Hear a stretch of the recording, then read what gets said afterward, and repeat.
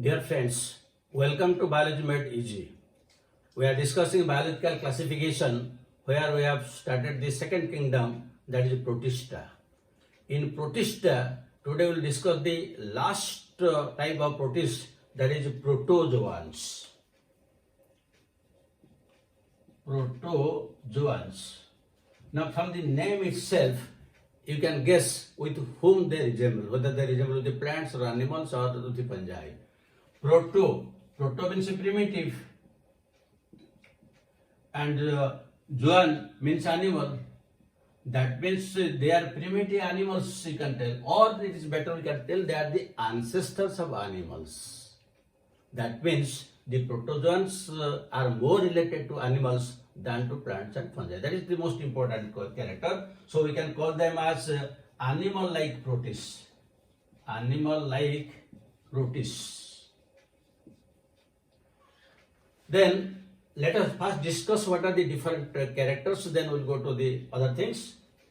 They usually their body shape is variable, and sometimes they may be asymmetrical in structure, and rarely they are bilateral. And another very important thing is these are eukaryotic unicellular. And eukaryotic. So this one of the very advanced character in the protozoans in comparison to the other ones is the protoplasm is differentiated into ectoplasm and endoplasm. That is very important thing. Protoplasm differentiated into ectoplasm. Ectoplasm means that which is present on the outer side, and endoplasm for the inner side of the cell. This is an important thing. Then naturally they are eukaryotic, so nucleus is there and the membrane of nucleus is there. But in some cases we'll find that the nucleus is dimorphic. Another very important character. Nucleus is dimorphic in some cases. And what the meaning of dimorphic? Means two types. One is known as macronucleus, very big in size, and the other is known as micronucleus, small in size. This is a very interesting phenomenon found in case of protozoans. Now we will discuss the other characters.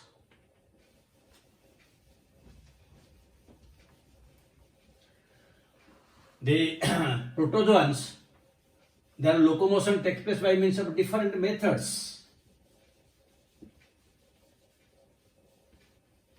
If we come to the locomotion,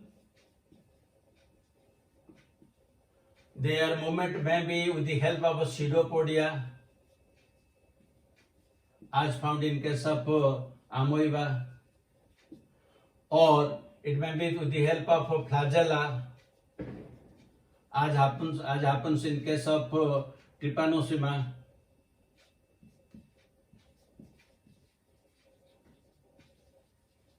It may be with the help of cilia, as it takes place in case of this is paramecium.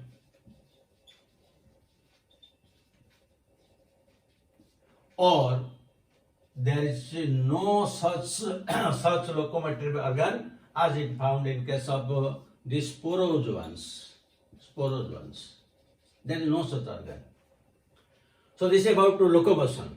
Then the next thing is their excretion and digestion. Digestion is intracellular. That means they digest the food materials within their body. And the another important thing is excretion. The waste materials from their body are excreted. So the excretion is mostly ammonotelic. That means the urea-like substances are removed, excreted from the body. So this is also a quite different character from others. Then next character is the ejection from their body, from the some of these protozoans from the body, the waste products are removed by one anal pore, which is also known as cytopyge, that is known as cytopyge, or also known as cytoproct. That means through this the solid waste materials are removed, just as takes place in our body. Then coming to the method of reproduction.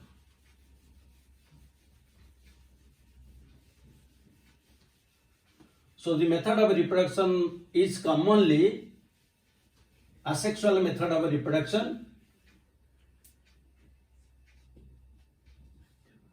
Asexual method of reproduction, and asexual method of reproduction usually takes place by means of binary fission, and in some cases by means of a multiple fission.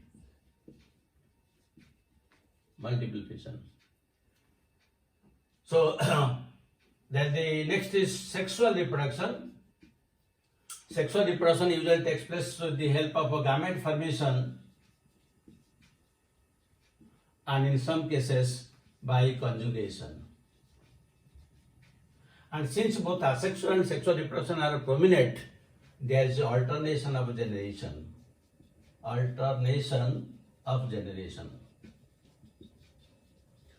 So these are the common characters of all protozoans. Now the protozoans are divided again into 4 groups. So what are these 4 groups? They are divided into 4 groups. The first one is amoeboid protozoans. Second is flagellated protozoans. The third one is ciliated protozoans, and the fourth one is the sporozoan protozoans.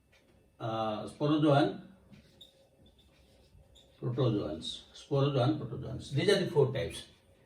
Now, what are these 4 types and what are the main characters with the diagrams? We will discuss them. Just you see what is the main difference between them, and we will explain it diagrammatically. So now you see the board here, the 4 different types of protozoans have been drawn, and let us discuss the different characters. As already I have told you, the protozoans are of 4 types. One is amoeboid protozoans, number is flagellated protozoans, ciliated protozoans, and sporozoans. So let us discuss first this amoeboid. The example of amoeboid is amoeba. And amoeba, you see this nucleus is there, contractile vacuole is there. The contractile vacuole is present for the osmoregulation, and also food vacuoles are there. That means in case of amoeba, we will get contractile vacuole,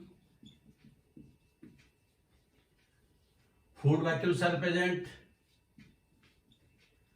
and the main locomotory organ is pseudopodia. This pseudopodia is also known as false foot. So this pseudopodia helps in 2 things. First thing, it helps in the locomotion from place to place. Second thing also, it helps in the taking the food, ingesting the food. So that is the main function of this pseudopodia. And the example is this. So it is coming under the amoeboid type. And these are usually freshwater. These are usually found in freshwater. And sometimes few amoeboid protozoans are marine. And in the marine forms, you will find silica is present in their outer layer. So these are the characters of amoeboid forms. Now next to come to the flagellated form. The example of flagellated form is trypanosoma. Trypanosoma.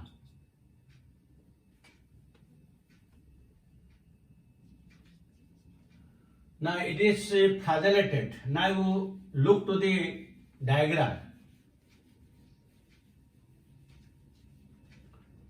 Look to the diagram. How the structure is, the nucleus is present. There is a long flagella. It is present up to this. So here at this position there is a basal body, and this flagella usually it helps in locomotion. But this trypanosoma, it causes very serious disease because it may be free living. It may be free living, or it may be parasitic, and when it is parasitic, it causes very important disease, that is African sleeping sickness. Very important from examination point of view. African sleeping sickness. You have to remember it because it is very important. So it is flagellated form, and flagella helps in locomotion. Now you come to the third one. The third one is ciliated protozoans, and the example of a ciliated form is paramecium.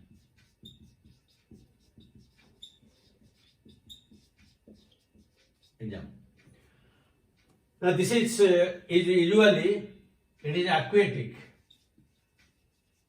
It is aquatic, and when you see the structure looks like the sole of a shoe. It looks like the sole of a shoe. You see the structure. This is the back side, this is the front side. It looks just like a shoe. So, and again if you mark its structure, you see this is dimorphic. This is aquatic, it is dimorphic.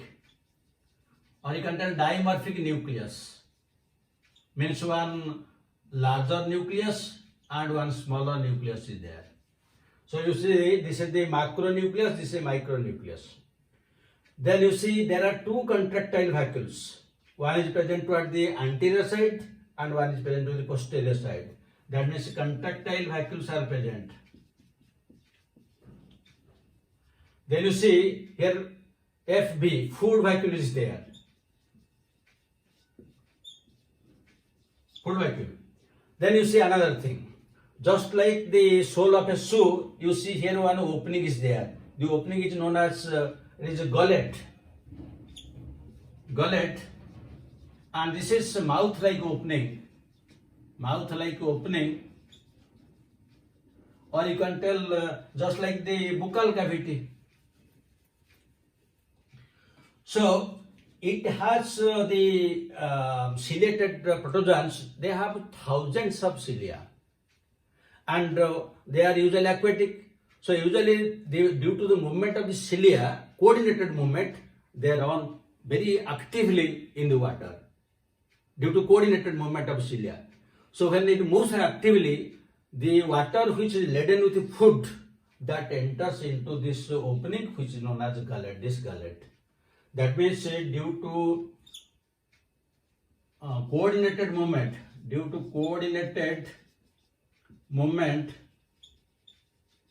of cilia, water laden food enters into gullet. So this is very interesting phenomenon. It moves actively and food materials automatically enters into the gullet. Now another very important thing. Just like higher animals, here you see there is one anal pore. This labeling you see there is an anal pore is there.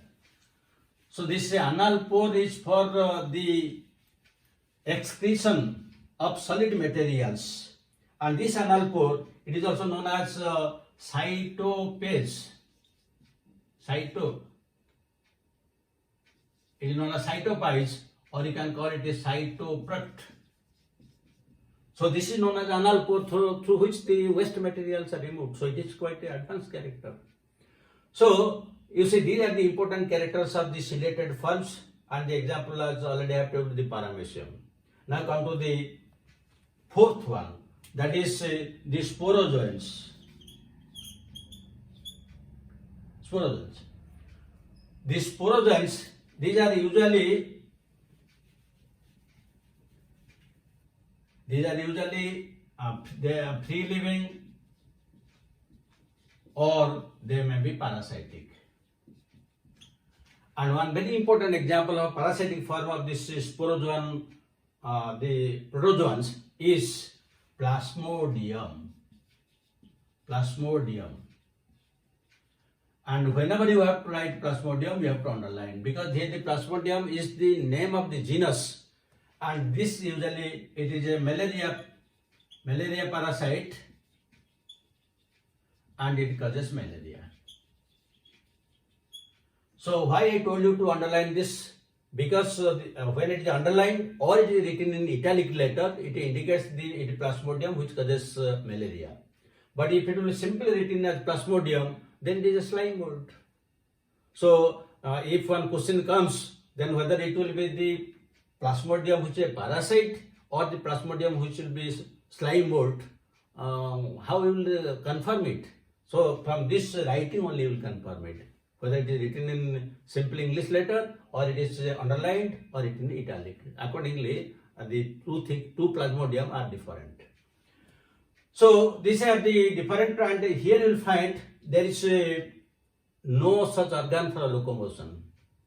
And usually they infect, when they are parasites, they infect through different types of spores. Spore infecting types. And here you see the diagram of eukaryotic, sporozoite and merozoite have been drawn, and usually they don't have any organ for locomotion, but they infect the RBC of human beings. They penetrate the RBC of human beings to cause malaria. So this is the brief idea about the different types of protozoans. The individual life cycle of any of these organisms is not necessary, at least in this biological classification. Whatever we have discussed, that is sufficient for entry into any professional course. But still, if you want the details, some of the details you will read in human disease and health. Others are not required. Others are required only for undergraduate and postgraduate courses. If you want, I will make separate videos. But for your entry into professional courses, this much is sufficient. And let us, with this series, the discussion about the different types of protist complete. Now, let us discuss questions.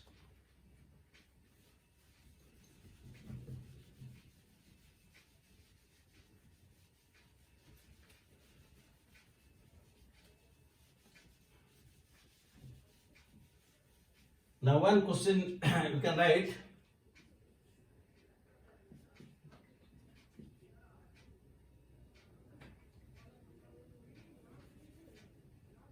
Cytopyge is present in A choice. A choice you can write Nostiluca. B choice Paramecium. C choice Plasmodium. Plasmodium is underlined because I can write in italic. And D choice Trypanosoma. So this is one question. The second question you write protozoans differ from euglenoids. In having A choice contractile vacuole,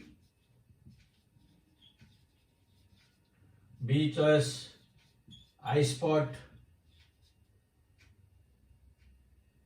C choice chloroplast, D choice differentiated differentiated protoplasm. Different protoplasm. So these are the type of questions. I hope you will be able to answer the questions. Thank you very much for watching it. God bless you. Have a good day. In the next video, we'll start the kingdom mycota or fungi. Be ready for it.